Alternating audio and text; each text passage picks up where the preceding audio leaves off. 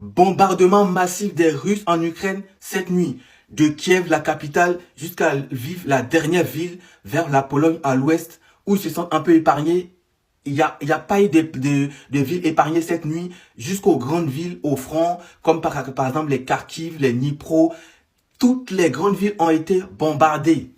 Du coup, la première réaction des Occidentaux, des Européens, de la France, Poutine continue de bombarder.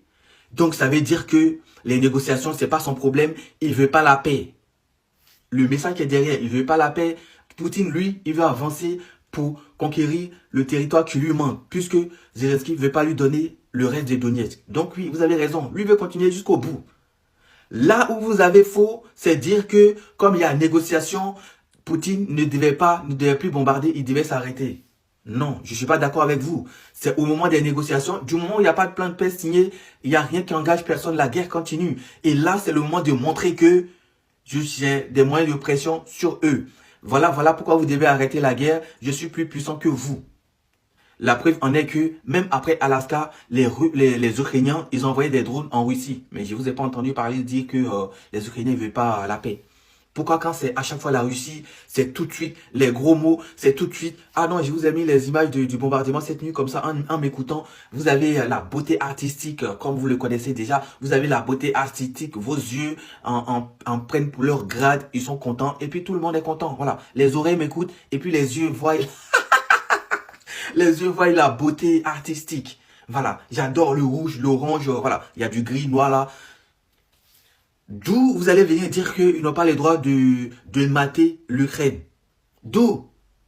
Et Zelensky, eux tous, ils ont pris la parole en Macron, Zelensky, tous les dirigeants occidentaux, comme quoi, quand il y a une négociation en cours, il ne faut plus... Ah bah bon? Ah bon? Vous avez appris ça où? C'est vous qui vous jouez les as de la culture G. Depuis quand il y a négociation en cours, la guerre s'arrête tout court.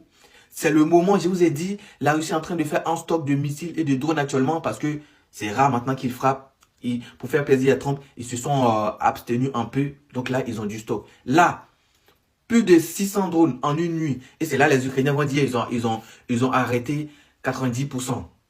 On n'a jamais les preuves. On n'a jamais les preuves. On sait qu'ils n'ont plus de protection aérienne et d'un coup, ils ont arrêté 90%. Soit. Ça, c'était la première, la première partie. J'espère que cette nuit, ça va venir parce que la première partie, c'était pour saturer, le système aérien. Et derrière, attendez-vous encore à un retour. Mais je reviens encore à cette histoire de plus de bombardements, sinon tu ne veux pas la paix. Personne ne veut la paix. Personne. Mais bon, ils envoient ce message pour que Trump entende et que Trump se fâche contre Poutine. Mais Trump actuellement, il n'a pas beaucoup de cartes en disant c'est kiff entre lui et Poutine. Il n'a pas... S'il abuse, Poutine va tout bloquer, va se braquer, va dire bon, fais ce que tu as envie de faire en Ukraine. Moi, je fais ce que j'ai envie de faire en Ukraine et puis on verra qui va gagner. Feu tricolore!